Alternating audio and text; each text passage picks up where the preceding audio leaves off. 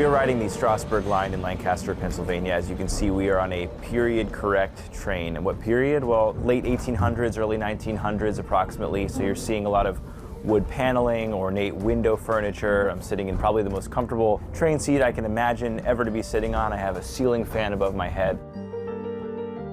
My personal journey through this history has been really something. You know, we were in the Massachusetts region exploring the Industrial Revolution in America and how that built the factories, that created the watches, that created the American sensibility of manufacturing. But to be on this train, you really get a sense of how travel and transcontinental railroads and the need to standardize time push that ideal forward.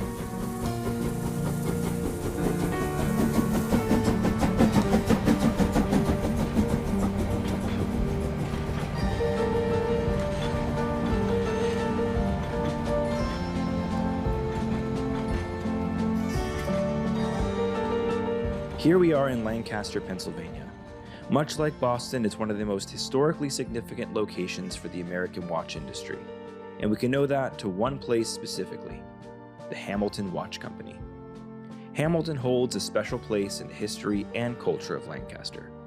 Founded in 1892, the company quickly became a major employer in the region, producing high-quality timepieces that were sought after by consumers worldwide. The original building was extensively renovated and restored, preserving many of its historic features, such as the clock tower and the original facade. So I made my way over there to check it out. Thanks for meeting us today. It's my pleasure. It's really nice to meet you. No, it's so good to have you guys here. All right, so Paul Miller, you are the facilities manager here at the Clock Tower Apartments, which famously was once the Hamilton Watch Factory. It's amazing, isn't it? It is. I mean, this is my first time seeing this place with my own eyes. You know, I write about watches, I read about watches, I live and breathe watches, but to see this place, you know, well, it's amazing. You're gonna love it. We have some interesting things to show you here. Yeah. There's an east and a west clock tower. Okay. This is the east, and the west is there, of course. Yep. And we'll go up there. I'd like to take you guys. If we would love to go up there. You will go up there with me? Yeah, I'd love to go up there with you. Great. Great.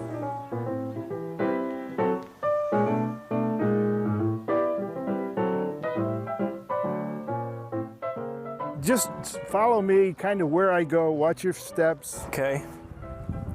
It's all safe, all is well. I trust you, Paul. Look at this. Is this not cool? It is very cool. I mean, you can see for miles and miles and miles. So when you set daylight savings, you go up this ladder? Yep.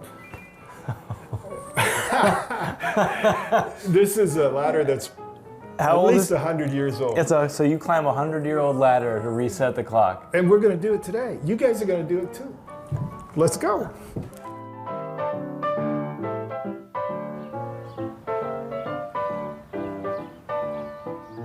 One of the few places working to preserve the heritage of the American watch industry is the National Watch and Clock Museum, also known as the NAWCC.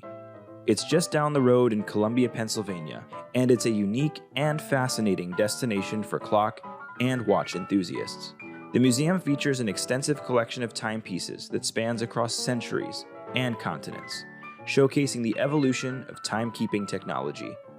I met up with the curators John and Rory to learn a bit more. Everybody should know that this started out as a collectors organization. It started out as a watch collectors getting together and deciding they needed an organization. More people wanted to join. A lot of what we have are donations from members. So it's a members organization was sort of first that decided to put a lot of knowledge and items together, and now we have this great museum. What we're doing right now is trying at least our best to track the story of American watchmaking, the history of American watchmaking. And I'd like to know what the perspective is of American watches, historically speaking, and how that's sort of illustrated in the museum now. So with Pennsylvania, particularly Lancaster County, there's a significant horological heritage here. And being in such an environment naturally sets us up to be the repository for, information, collected artifacts from those industries. And of course, the most significant giant of the industry was the Hamilton Watch Company. What makes a fine watch fine? There are many things. First, the name and reputation of the company. And that is important, because a good name and respect can... Hamilton's success helped to shape the economic and social landscape of Lancaster, as it supported local businesses and provided thousands of jobs for area residents.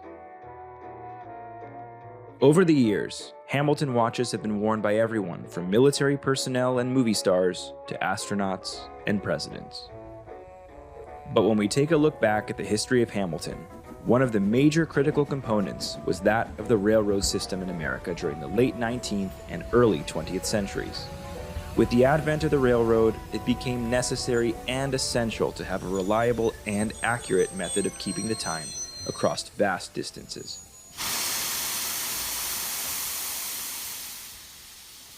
During this golden age, and back a little further into the late 1800s, we saw a shift into the need to keep the railroads on time. Sure. Even as late as the early 1880s, there were 40 or 50 different standards on railroad companies all over the country. So it became increasingly important as railroads got busier and busier, and the territories that they were operating under became bigger and bigger, to come up with some standards.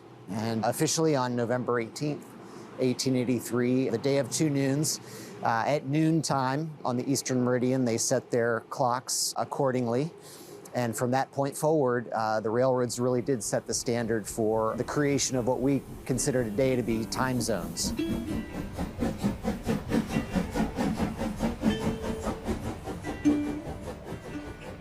There would be watch inspectors who were at jewelry shops, watchmakers who were responsible for making sure that each railroad guy's watch ran and was set to the right time. The railroad guy wasn't really allowed to set his own watch.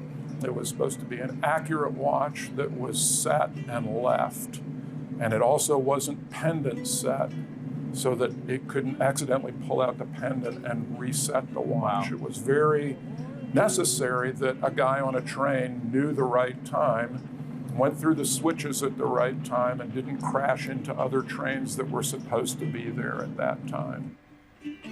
Making good standard railroad watches was a really important thing and a big moneymaker for developing American industry. We picked out three very special watches here, and so we have here for you Hamilton serials number 1 and serial number 2. You can look at number 1 and see that it's just pristine. We have all of the records that show when these were built and when they were sold, and this was never sold. It was put into the safe. It remains in its pristine, first day out of the factory condition. You can see serial number 1 and just that pristine, beautiful Hamilton damascening. Its sibling number 2 was one of the first couple of watches sold. It got sold to a jeweler in upstate New York and went to the ownership of a railroad man, and you can tell that it may have been loved, but it's been cleaned a lot. It's a completely different look. This was a working watch. In 1940, Hamilton ended up buying this watch back from the railroad man, giving him another railroad watch. Hamilton gained quite a reputation really quickly, and everybody, American explorers and everything, wanted to use their watches. This watch, with a beautiful radium, probably a hot radium dial, no problem there, No, Danny. no problem. Was I'm not afraid. commissioned by the Admiral Byrd expedition to the South Pole. Wow. It's got an engraving of the Byrd ship on there and the name of the fellow who owned it on the Byrd expedition, and Hamilton supplied those watches. It was a very prestigious thing for them. We're so close to Lancaster here, it'd be great to understand a little more about the watchmaking history of where we are and why these are significant. Well, one of the ones that comes to my mind as being significant to the local area is the watch by Ezra Bowman in the case there. The Bowman jewelry store still exists. It's empty, but it was a center of training, both in jewelry and in watchmaking.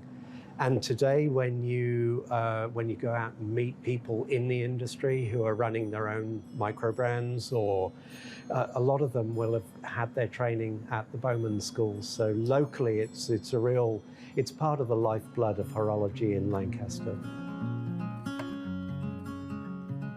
Here we are in Mount Joy, Pennsylvania today, outside the workshop of RGM. RGM, of course, stands for the name of one Roland G. Murphy. He is what many consider to be one of the last vestiges of true American watchmaking today, if not in the country itself, at least in the Northeast. And we are so excited to get inside and see what he's up to, what he's making, and just get a first-hand look at all the great watches inside. Let's check it out. I was always very mechanical, like to do things with my hands, like to build things, make things. And in my senior year, I got a job half a day working in a clock company down in Maryland. It used to be called the Danaker Clock Company. So in my basement, I cut a hole in a table and I put a grandfather clock movement on it.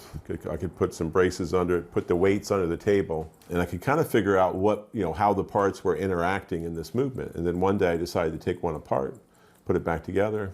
It still worked, So I was very interested in that. So a friend of ours said, you know what, if you like clocks and all, you should go up to Bowman Technical School, which is in Lancaster, Pennsylvania. At the time, I was born and raised in Maryland.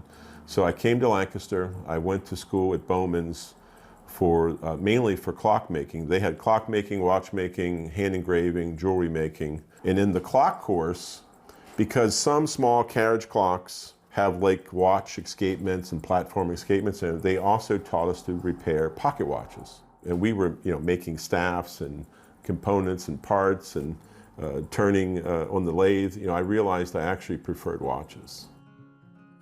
This is the Edward Howard model. E. Howard was, at one point, was sold to the Keystone Watch Case Company. And then they decided to make a super high-end top model called the Edward Howard. And that's what this model is here. And we use this watch design as the bridge inspiration for our caliber 801. So we can see here that the bridge shapes are very similar. Wow. So this was the inspiration. And the reason we did is I wanted a movement that was very classic looking and was very much inspired by an American design. Other inspirations, there's numerous ones, but I'll just share a few things. 801 Corps of Engineer watch, very popular model for us, has our 801 movement, has a real fired enamel dial. We call it the Corps of Engineer because it's inspired by the World War I Corps of Engineer pocket watches. And I have one right here. Wow. So if you look at you can see clearly the inspiration behind this. So this is something I'd wanted to do for years, but I wasn't going to do it until we could find someone that could make real enamel dials for us. This is a Rose engine. It's also called an engine turning machine or a guilloche machine. This particular machine is a plant. It was made in England. This one we think maybe around the 1930s. We have 5 machines in our shop here. The dial we're turning here today is for one of our model 207s. This is a 35 millimeter watch with a hand-cut guilloche dial with a galvanic blue plating on it. Now this is built around a Swiss movement where of course the 801 is our own movement, but we're still doing the same kind of handmade work for the dials. What does it mean to you to put Lancaster, Pennsylvania on the watches? Because so many people are used to seeing Swiss made everywhere. And I think that sort of the death of the American watch industry, made in the USA or made in Lancaster, Pennsylvania, you never see it. And I'm wondering what that means to you to be able to put that on a watch and truly mean it. Well, I look at it as we're continuing the rich history from Lancaster County and from Lancaster of watchmaking. A lot of people don't realize how many watch companies were actually in Lancaster. We started with Adams and Perry, Lancaster Watch Company, Keystone Watch Company, Hamilton Watch Company. Bowman made 50 high-grade watches, E.F. Bowman, and then Dudley, and now us. Roland is a key figure in the ongoing revitalization of the American watch industry. He continues to have a deep passion for traditional watchmaking techniques and a commitment to preserving the craft. This is our Model 101M. It's the first model that we made here at RGM. It's an 18-karat gold case, solid silver engine turn dial, blued steel hands, chronograph, full calendar, 24-hour indication. So that's the watch that started it all, right there. What is your point of view as a collector? What kind of watches are you looking for? I mainly collect vintage and antique watches. I have several hundred watches.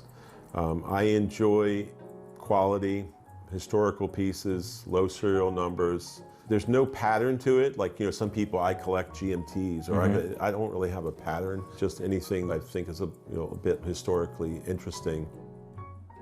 The old American watches, they were the first companies to make interchangeable parts for watch movements before anybody else in the world was. You know, even the Swiss came over to one of the fairs to see how they were doing it, because they set up a demonstration line of how they were making parts at the fair, because, you know, at that point in Switzerland, you know, pretty much everything was hand fit, you know, so you couldn't take a center bridge from one watch and put it on another one and have it work.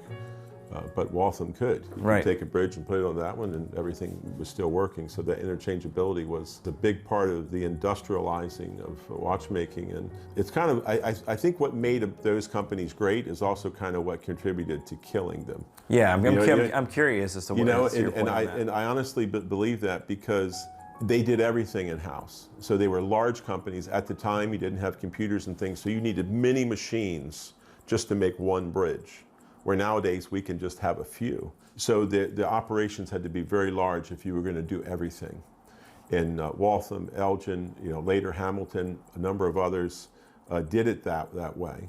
And as long as the sales were there and things were doing well, then everything would work. But as soon as things would dip, then you'd have a problem. Where in Switzerland, it was more of a cottage industry. So if they needed to scale back, well, you just don't buy as many as this and as many as that, so you could scale it down. I think in the 30s, during the Depression, Audemars Piguet was down to less than 10 people. Oh my goodness. But they stayed alive, you know what I mean? Where I think when we got into World War II, Elgin, Hamilton, Waltham were all doing really well because the government was giving them tons of work. But what happened is they exited from the retail market because they had to do all this government work. So then a lot of Swiss brands that didn't have a foothold here could kind of come into the US market. Hamilton's reliable pieces were used by American soldiers, pilots, and sailors, helping them coordinate their movements and operations with precision.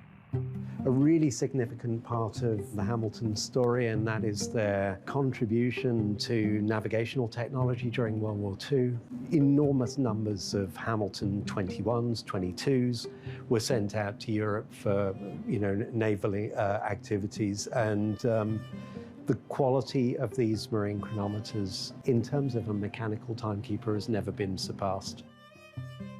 Hamilton was so very detail-orientated. They developed alloys like Invar, L-Invar. These are alloys that have a very low reaction to change in temperature, and they so can be used then to create timekeepers that don't react very much at all to temperature change. Wow. And that's super important when you're talking about navigating at sea.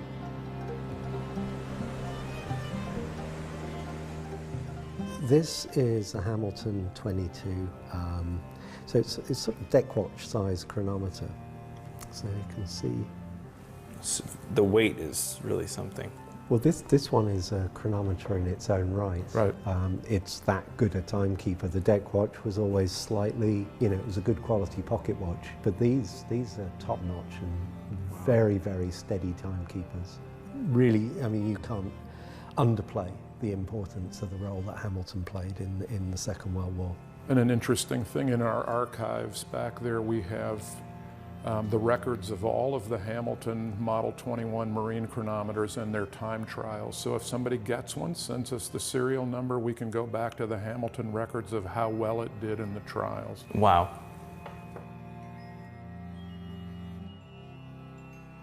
Hamilton Watch Company produced a variety of wristwatches for the military, including the iconic Hamilton Khaki Field Watch. The Khaki Field was introduced in 1940 and is known for its rugged construction and precise timekeeping. It featured a large, easy-to-read dial, luminescent hands and hour markers for visibility in low-light conditions, as well as a durable canvas strap. The watch was also water-resistant and shock-resistant, making it ideal for use in the field.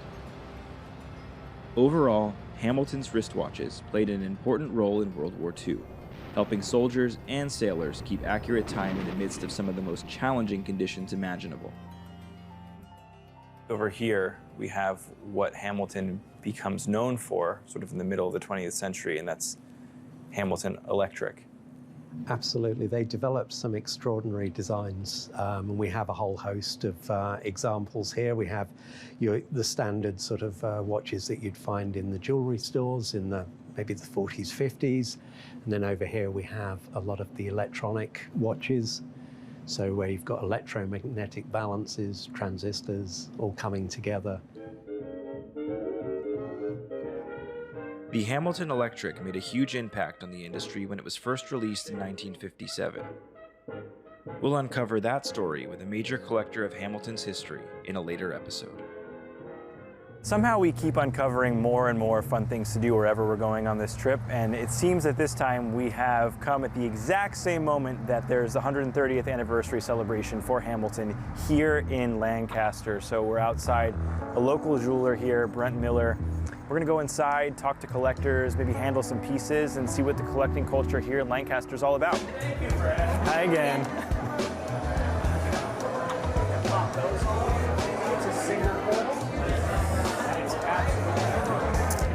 That's the original Murph watch. So Houston, I hear you used to work at Hamilton, is this correct? 38 years, yeah. You worked there for 38 years. That's the original pulsar. That's the original pulsar. The screen still works great. Huh? The screen still works great. Yeah, it looks good. I dropped it right before I got here. You dropped this? In my shop when the ceramic heated tile and busted it. I got fixed. That's why I don't even know what time it is. Inside the store was a literal party. Hamilton's own CEO was in town for the event. And what we found inside was a mix of collectors, enthusiasts, and industry veterans. You just can't be in the room with the CEO of Hamilton and not ask to have a sit-down conversation. Lucky for me, he brought a very cool watch with him that appealed to my sensibilities, the movie industry. I'm talking about the Hamilton Murph watch. So we sat down to chat about movies, about the history of the brand, and why we're here celebrating in Lancaster today. As I was saying in the speech, and yes, it's a luck to see you here. I think we had kind of the same visit today within the NAWCC, the initial or the birthplace of Hamilton.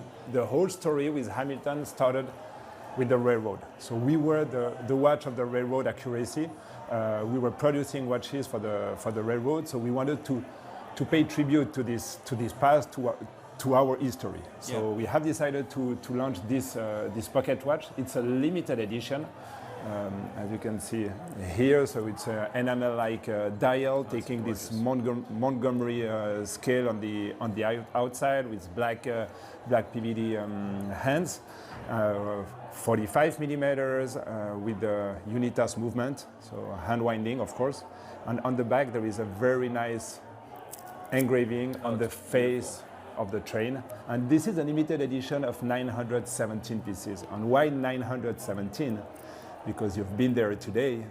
The former location of Hamilton is located 917 Columbia Avenue. Yes. So that's why we wanted to create the link with our birthplace for this special year for Hamilton.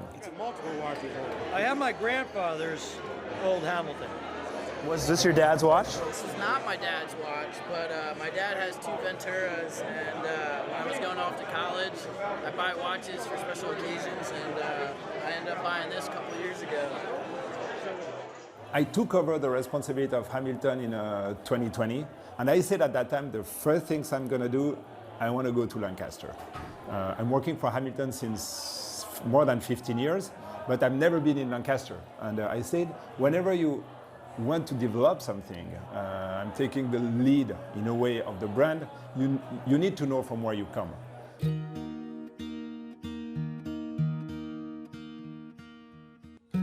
And there have been, continual upgrades to try to make it wow. Look at this. a little better. That's we've great. got a lot of this stuff. Yeah? Yeah. I gotta get me one of those. So this is the place. Oh, wow. Wow. My new friend Paul was not just here to give me a tour, but he's actually a resident of the building himself. And his apartment used to be part of the 4th floor of Hamilton's factory. In fact, his living room used to be the men's restroom. Go figure. And in the floor, we can still see divots of where the pipes went through. That is crazy. In the concrete, Yeah, I can see them, yeah. Yeah, these brick were not exposed here and here. There was just a tiny opening here, but we just took the walls down, closed this in with this. So you exposed this brick, and this brick's original to the This building? is original to the building, Wow. Absolutely, yeah. And it's gorgeous old brick. It really is.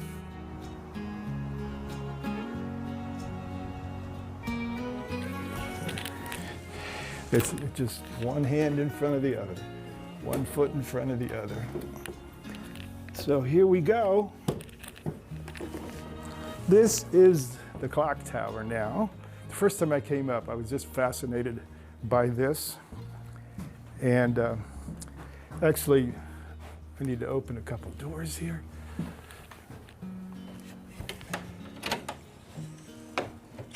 Now look at these. These arms go out. There's one here going to 4 different clocks that are 6 foot in diameter. But you can see the gears are running right here. Little bitty gears. Here's a clock. The interesting gears are on top, on the top shelf there. There's so much intricacy in that. Moving clock hands that are 6 feet and 4 of them, and all keeping time. It's pretty amazing. It is really cool to see the legacy of Hamilton live on the way that it has with people like Paul, especially when you talk about the rich horological history that dates back to the 18th century. From the establishment of clock and watchmaking shops by German immigrants, to the rise of prominent companies like the Hamilton Watch Company, Lancaster has made significant contributions to the development of the watchmaking industry in the United States. I felt honored to see people like Roland at RGM and all the timepieces from collectors and contributors to the NAWCC keeping that legacy alive. Looking back on the history of Lancaster, we can appreciate the enduring legacy of the skilled craftspeople who laid the foundation for this industry, and the innovation and creativity that continue to shape it today.